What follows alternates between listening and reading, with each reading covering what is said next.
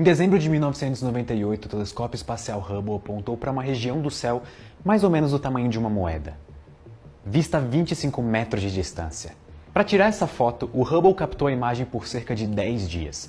E essa pequena região do céu, que antes era escura, surpreendeu o mundo quando se mostrou como lar de pelo menos 1.500 galáxias, todas antes nunca vistas por nenhum ser humano. Isso mostra algo que estamos cansados de ser lembrados. O universo é realmente grande, e alguns até poderiam dizer que é assustador. Cada um desses pontos na imagem é uma galáxia, como a nossa, que abriga milhões, bilhões ou quem sabe até trilhões de estrelas diferentes. Mas existe um problema, que por muito tempo ficou escondido das mentes humanas. Um problema que na verdade surgiu logo após o Big Bang. Metade do universo desapareceu sem deixar rastros. E nós ainda não sabemos por quê.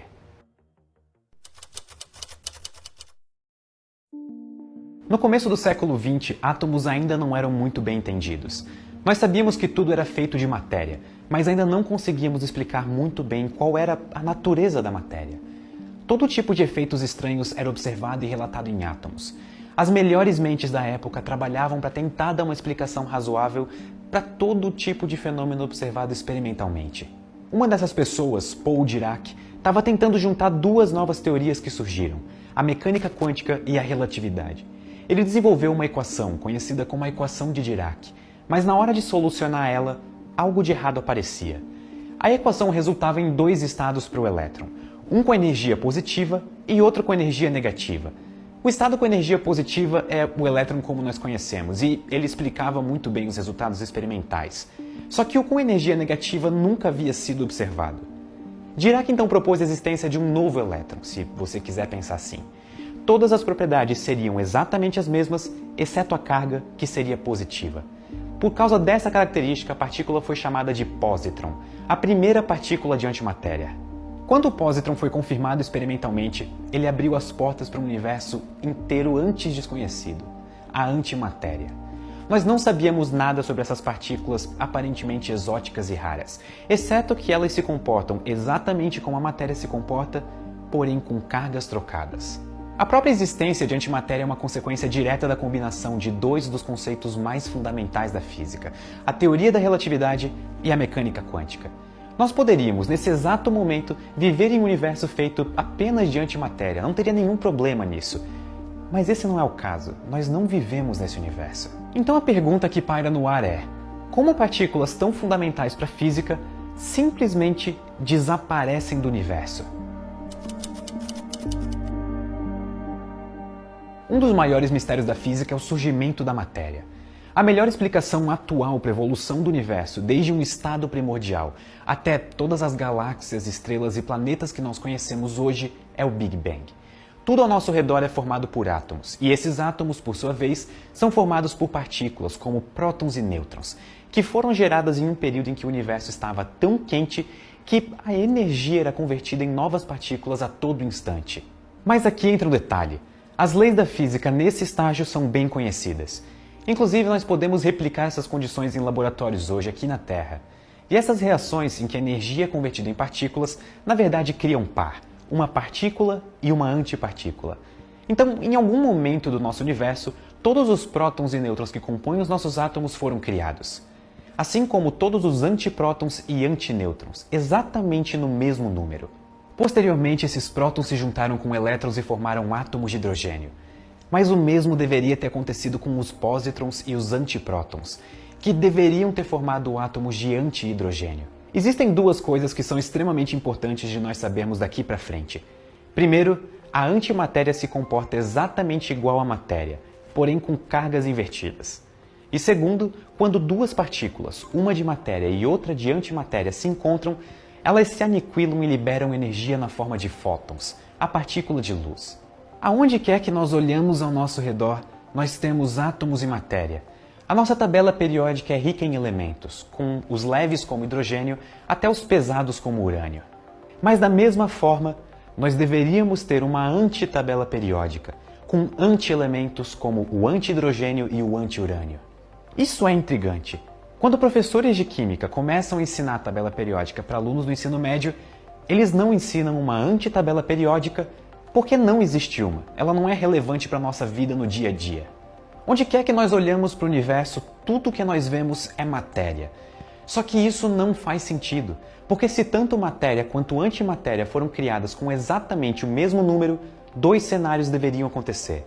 Ou o universo teria quantidades iguais de antimatéria e matéria espalhadas por aí, ou o universo não teria matéria nem antimatéria e, consequentemente, nem nós, porque as duas teriam se aniquilado completamente e teríamos um universo feito completamente de energia.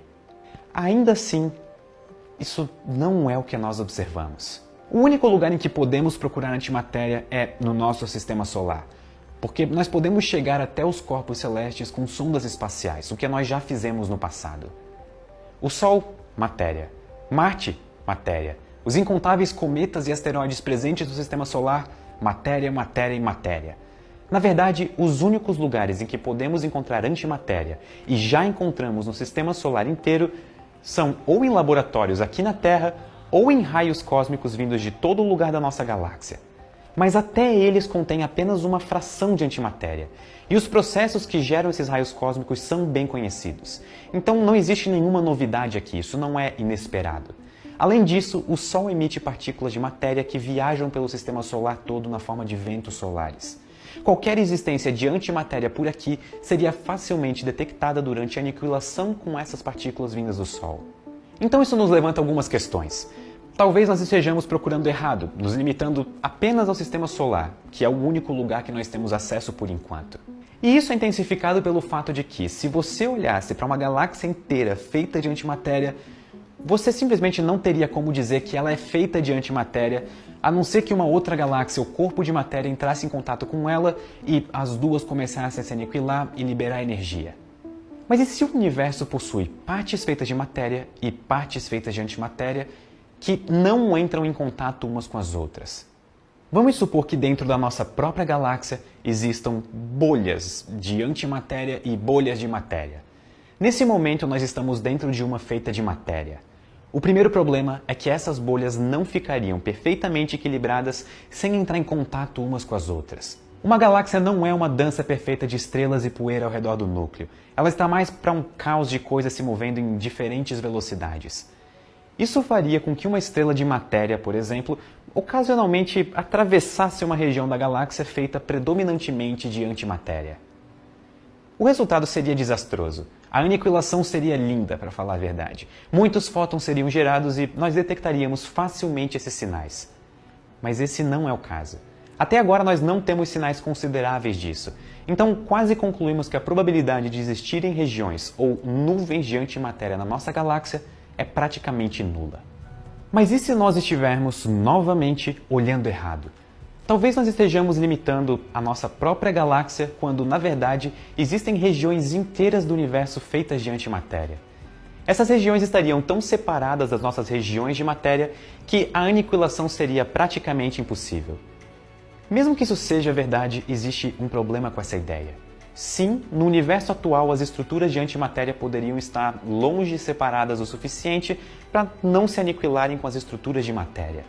Mas o nosso modelo do Big Bang nos diz que essa separação não existiu durante uma grande parte da existência do nosso universo. Na verdade, existiram épocas em que tudo estava tão próximo que qualquer proximidade entre matéria e antimatéria causaria aniquilação de ambas, e essa aniquilação teria gerado raios gama que estariam presentes no universo até hoje, o que, novamente, não é o caso. Sempre que matéria e antimatéria se aniquilam, fótons, que são as partículas de luz, são gerados. Alguns desses fótons têm altas energias e recebem o nome de raios gama. Nem todas as perguntas que nós nos fazemos têm respostas, e essa é uma delas. É muito comum pessoas pensarem que a ciência está completa ou que nós temos poucas coisas para descobrir. Mas a história mostra, vez após vez, caso após caso, que todo mundo que pensava assim estava errado. O conhecimento científico é algo que não para de evoluir e ser construído. Ninguém imaginava a física quântica no final de 1800, assim como ninguém imaginava a relatividade em 1900. Embora seja agoniante não ter respostas, isso significa que nós ainda estamos procurando por elas, e isso é ótimo. Muitas vezes nós acreditamos o método científico como a única maneira de conseguir respostas quando, na verdade, nós deveríamos acreditar ele com a capacidade de nos deixar com mais e mais perguntas.